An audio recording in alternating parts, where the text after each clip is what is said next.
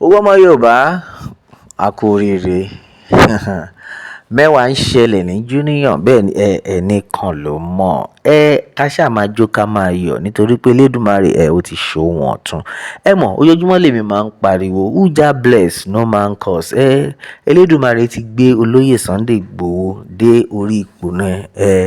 Bẹ́ẹ̀ ni bí wọ́n fẹ́ bí wọ́n kọ̀ lókèlókè ni olóyè Sunday Igboho ló ń lọ o. Ǹjẹ́ ẹ ti gbọ́ tuntun? Bá ṣe ń bá yín sọ̀rọ̀ lọ́wọ́lọ́wọ́ yìí a ṣẹ̀ṣẹ̀ lọ́ǹchì irú ẹkùn bẹ́ẹ̀ ni ní ìpínlẹ̀ Ogun. In fact now bá ṣe ń sọ̀rọ̀ lọ́wọ́lọ́wọ́ yìí gómìnà ìpínlẹ̀ Ogun wọ́n ní pé àwọn ti surrender fún olóyè Sunday Igboho. Ẹ mọ̀ pé àwọn kí ló ń pè àwọn OPC wọ́n wà ní ìpínlẹ̀ Ogun wọ́n di ibẹ̀ yẹn mú ṣùgbọ́n àárí iṣẹ́ tán ṣe o. Ara nǹkan tá à ń sọ nìyẹn o. Àwọn àmọ̀tẹ́kùn àwọn náà wà níbẹ̀ though àwọn àmọ̀tẹ́kùn wọ́n ń gbìyànjú o ṣùgbọ́n ìgbìyànjú wọn kò múnádóko tó. Ṣùgbọ́n lọ́wọ́ yìí in fact ìdí tí mo ní ẹ kọ́kọ́ congratulate olóyè Sunday Igboho nìyẹn. Lọ́wọ́ tí ìrù ẹkùn wọlé iṣẹ́ takuntakun ló ń ṣe o. Tẹ́ bá rántí dáadáa àwọn bíi sójà àwọn ọlọ́pàá wọ́n á ti wọnú igbó wọ́n á parọ́ fún wa pé nígbà tá wọnú igbó wọ́n pa àwọn sójà méjì táwọn agbésùnmọ̀mí yẹn le gan because bọ́n ṣe wà yẹn ó ti yé yín bí wọ́n ṣe wà yẹn wọn ò fẹ́ continue wọn ò fẹ́ ṣiṣẹ́ so wọ́n máa wá excuses. Láti ìgbà táwọn ọmọ ìlú ẹ̀pẹ̀ rẹ̀ àti gbọ́ pé nǹkan kan ṣe anybody iṣẹ́ dẹ̀ ń lọ. Ara nǹkan tá à ń sọ nìyẹn.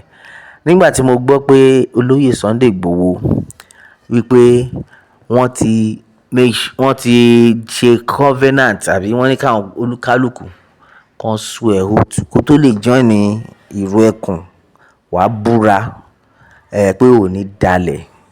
Ara nǹkan tá à ń sọ nìyẹn. Ìbúra tí wọ́n dẹ̀ ń bú yìí kò ń ṣe kékeré o. Wàá gbọ́dọ̀ búra ní àjẹ́bẹ̀ tó bá dalẹ̀ ó balẹ̀ lọ ni. Ara nǹkan tá à ń sọ nìyẹn. Ìdí rẹ̀ tẹ́ fi ń rí pé ó dà pé àwọn ọmọ ìlú ẹkùn wọ́n ń tẹ̀síwájú bẹ́ẹ̀ ni wọ́n ń ṣe àṣeyọrí. Gbogbo táwọn kan pariwo pé àwọn dúró de order how market olóyè Sunday Igboho dúró de order o. Èèyàn kan ti já wa sí tán ó ní order tán ló ń dúró de yẹn nìkan ṣe ni wọn ò fẹ́ ṣiṣẹ́ ni because wọ́n ti mọ̀ pé order yẹn ò ní wá. Tọ́dà yẹn gan bá tún wá gan wọn ò ready àti ṣe anything.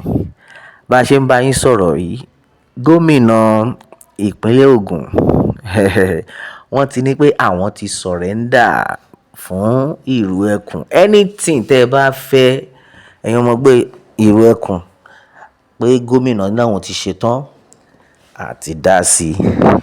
Èèyàn kan já mi sí pé ẹ má gbàgbé pé ìdí tí gbogbo wọn pé wọn ní option ààrẹ Bọ́lá Ahmed Tinubu APC bàbá wọn nìyẹn.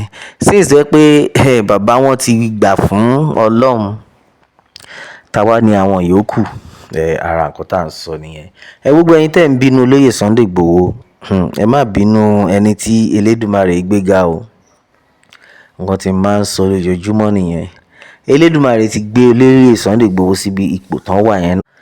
So ìwọ tó bá ń bínú orí àánú ẹ ṣe mí. Bẹ́ẹ̀ ni àánú ẹ ṣe mí. Now bí gbogbo ẹ ṣe ń lọ ó ti fi hàn wípé ìdúró ò sí o. Ìdúró ò sí mọ́ ìbẹ̀rẹ̀ ò sí. Ẹ̀yin ọmọ ìrù ẹkùn Elédùmarè á túbọ̀ máa fún yín ṣe. Mo ní kí n lọ sí comment section. Ọ̀pọ̀lọpọ̀ àwọn èèyàn bẹ̀rẹ̀ sí ní gbàdúrà fún olóyè Sunday Igboho fún ọpọlọ tí Elédùmarè gbé fún wọn tí wọ́n dẹ̀ ń lò dáadáa. Ṣé ti rí wípé kò ń ṣe ṣeréṣeré mọ́ fún ọpọlọ tí Elédùmarè gbélẹ̀ fún wọn wípé ẹ wò ọpọlọ yìí ọgbọ́n yín yìí o lọ lò ó fi tún ayé àwọn ọmọ Yorùbá ṣe. At the end of the day olóyè Sunday Igboho wọn máa dẹ̀yìn lẹ́yìn ọ̀rọ̀ ọmọ Yorùbá.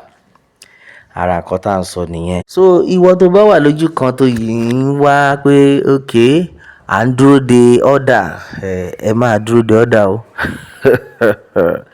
Ẹ máa dúró de order. Ẹni tí Elédùmarè fi rán, ó ti wà lórí ipò náà. Now tá a bá ń sọ̀rọ̀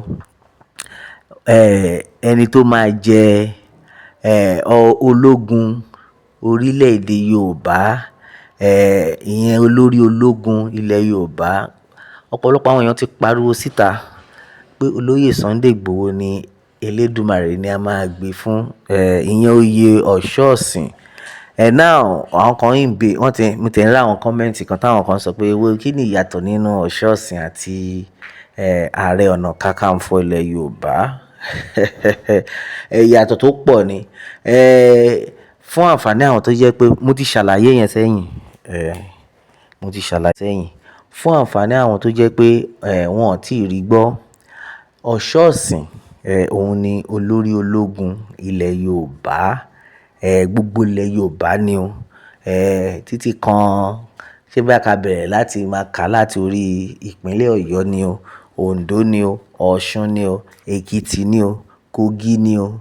Àwọn kan tẹ̀ ní pé àwọn some part of Kwara pé Ọ̀ṣọ́ọ̀sìn òun ni olórí ológun ilẹ̀ Yorùbá nìyẹn. Because àwọn kan wò pé ṣebí Ààrẹ Ọ̀nà Kakanfò ló ní òun ni olórí ológun. Wọ́n ní ìyàtọ̀ tó wà níbẹ̀ ni wípé ṣé ẹ rí Ààrẹ Ọ̀nà Kakanfò tẹ́ ń rí yẹn fún ìpínlẹ̀ Ọ̀yọ́ nìkan ni. Bẹ́ẹ̀ ni, Ọ̀yọ́ Empire ibi tí Ààrẹ Ọ̀nà Kakanfò tí òun tó ti gbé dúró nìyẹn. Dẹ̀ ní ọ̀nà tá à ń sọ yìí, wọ́n ní ọ̀nà àti gbà wọ ìpínlẹ̀ Ọ̀yọ́. Pé láyé ìgbà náà lọ́hùn, àwọn apànìyàn, àwọn ọ̀tá ilẹ̀ Yorùbá, ọ̀nà kan ṣoṣo yẹn ni wọ́n máa ń gbà wọ ilẹ̀ Yorùbá nígbà yẹn. So now wọ́n á make sure pé wọ́n yan olórí ológun gbà yẹn fún ọ̀nà yẹn. Ààrẹ ọ̀nà yẹn òun ni Ààrẹ ọ̀nà. Àwọn kan wá béèrè pé ó dá Kakanfò, ṣé èdè Yorùbá ni Kakanfò? Gẹ́gẹ́ bí àwọn àlàyé lórí history bá ti ṣe gbọ́, wọ́n ní ẹni tí wọ́n fi jẹ oyè yẹn gbà yẹn Akálòlò ni. Fún àǹfààní ẹ̀yin tó jẹ́ pé ẹ tí ì gbọ́ story yẹn, Akálòlò lẹ́ni yẹn, ẹni yẹn ò dẹ̀ tí marry, kò níyàwó kò lọ́mọ, ṣùgbọ́n akínkanjú èèyàn ni nígbà náà lọ́hùn. So nígbà tí wọ́n débẹ̀, wọ́n ní kán interview man yẹn, wọ́n wá béèrè lọ́wọ́ ẹ̀ pé ẹ̀yin la máa fi jẹ Ààrẹ Ọ̀nà tó wọ ìpínlẹ̀ Ọ̀yọ́, ẹ̀yin la máa fi jẹ ààrẹ. Ṣùgbọ́n ó ní ìbéèrè ta ní láti béèrè lọ́wọ́ yín o. Wọ́n ní ìyàwó àtàwọn ọmọ yín ńkọ́? Ẹ dẹ̀ mọ̀ pé Akálòlò ni. So the next thing bóyá ní káfò yẹn ná, mí ní ẹ kájú ń bẹ̀ kò yé yín. Bọ̀ kó tó ní kí káfò bọ́n èèyàn ṣe bẹ̀rẹ̀ sí ní rẹ́rìn-ín nìyẹn. Pé bàbá yẹn Ààrẹ Ọ̀nà ta fẹ́ fi jẹ yẹn tó máa ní tó Kálòlò káfò àṣìgbọ́n náà tí wọ́n ń pè ní Ààrẹ Ọ̀nà Kakanfò.